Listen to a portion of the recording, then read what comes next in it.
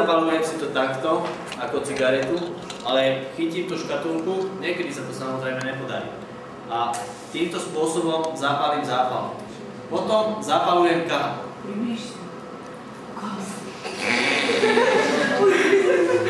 No, teraz aby som ukázal, že kým sa ten plameň ustáli, že kde je tá najvyššia teplota, tak najvyššia teplota sa nachádza v strede tohto vnútorného kužela. Vidíš, tu je taký končiaci, nesvietivá časť plameňa, tam je najvyššia teplota. O niečo nižšia, o 100 stupňov je na konci tej svietivej časti. Tam je nejakých tých 1500. Teraz to pekne vidíš. Keď ja vložím zápalku dovnútra toho plameňa, tak sa mi nezapáli hneď, až po chvíli, lebo je tam najnižšia teplota. Čiže keď zoberieš zápalku, vložíš ju do toho plameňa, tak tam ostane. Vidíš to? Až teraz sa zapáli. Tam je najnižšia teplota. Kdežto keď zoberiem zápalku a vložím ju hneď do tej najvyhrevnejšej časti, tak sa zapáli hneď. Hneď sa zapáli. Ako zahasujem kahan nesfukujem, kahan zahasím tým, že vložím tam ten vrch. Končím. Čiže týmto spôsobom narábame s kahanom. Kahan sa doplňa tuto je taký otvor, ten sa odčorobuje trošku, naleje sa tam liek a môžem potom fungovať a svietiť si. Toto sa nazýva svietivý plameň. Svietivý alebo redukčný plameň. Poznáme ešte nesvietivý, keď prídeš domov, zapáliš si plynový kahán, môžeš pri ňom čítať? Neprečítaš nič. To znamená, to je nesvietivý, ale je výhrevný. Čiže ten má vyššiu teplotu. Keby som tu mal plynový kahán, tak by sme to videli rýchlejšie, by sme pracovali aj pri pokusoch, aj išlo by to rýchlejšie, lebo tam je vyššia teplota. To máš, že keď príde zvárač, zapáli si a hneď tam má nesvietivý plameň, ten výhrevný. Tým pádom, toto sú vlastne typy plameňov, ktoré sa používajú.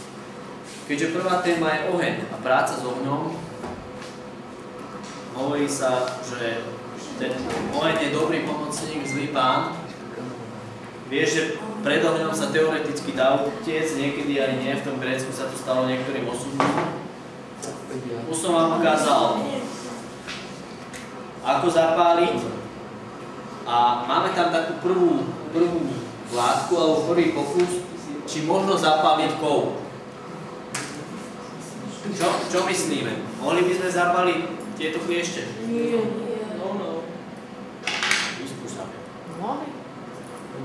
Prečo nie? Som sa iba červená.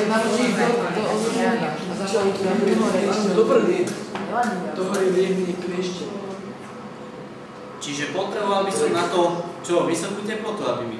Brutálne vysokú teplotu. Aby mi začali horeť. Akým spôsobom by som ich mohol zapáliť? S väčším obsahom zoberiem šmirkel, spravím čo? Pilinu.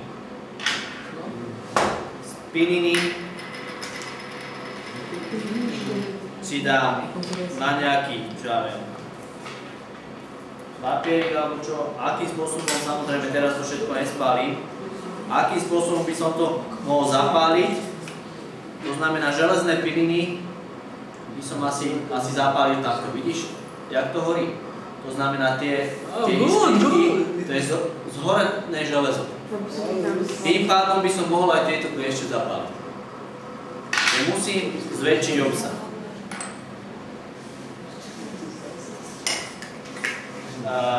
Je jeden z kovov, ktorý dokáže horieť. A horí aj pod vodou. Ten kov sa volá horčík. Má značku MG, nachádza sa v druhej skupine, toto je on.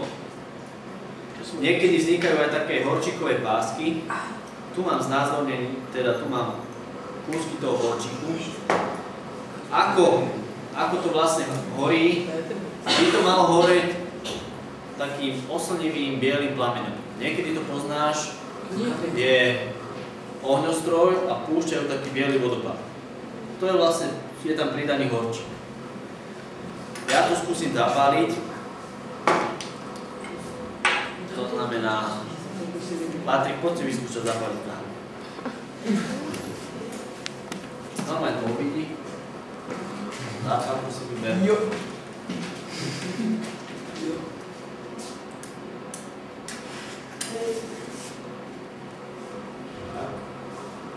vyber z pinzetou jeden horčík.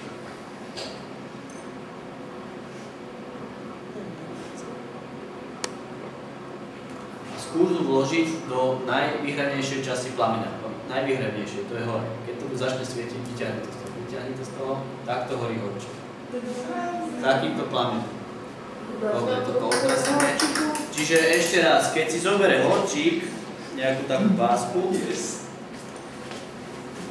kúsok pásky, a to je len maličký kúsok, dá to do tej najvyhrevnejšej časti, čo je tuto, takýmto spôsobom horí horčík. A on horí aj pod vodou.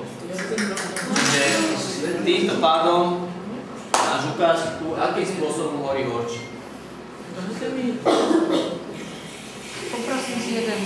A jak to horčí? 5 gramov. Teraz spravíme takúto záležitosť. Koľko?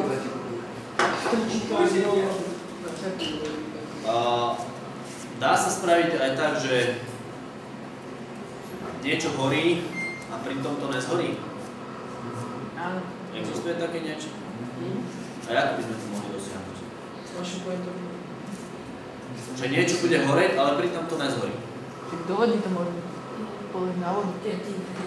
Na vodu? Na vodu. Voda bude. Hneď to vyskúšame. Zapálime si kahán. Zoberieme si filtračný papier.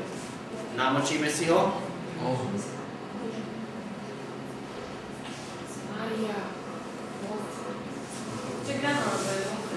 Nehorí, jak je môžu. Lebo je mokrý a... No, teraz Bude švanda. Spravím takú fintu. Niečo tam pridám. Že by liek. môžete napraviť niečo. Namočím.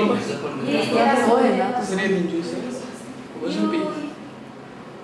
No, Málo, pán učiteľ, málo. Malo ste tam to obrali. A nič. Len tam čistý liek. Zase nič. Dajte mi radšej upiť. Teraz spravím čo? Dajte tam. Tam liek. Čistý liek. Čistý liek tam. Spíname to. Trošku si papier samozrejme Pán namočím. učiteľ už iba minútu môže natáčať. Áno. No? Ty to všetko natáčaš? No? Bože. A čo mám robiť? Čo to mám stopovať? Také nasekané to mám dávať. Daj to nasekané, ja a pohorí sa. Adieu. Horí, ale pritom nezhorí. A uvidí to za chvíľku. Horí, ale pritom nezhorí. Vidíš to? Ale horí. Ale ohorel. Čo som spravil? Papier sa mi zapáli. Možno, že aj zhorí. Aký ste svojistí. Možno, určite. Možno nevedel. To mi to. 4 sekundy, 3. To znamená, vidíš. 1. Teraz horí aj zhorí.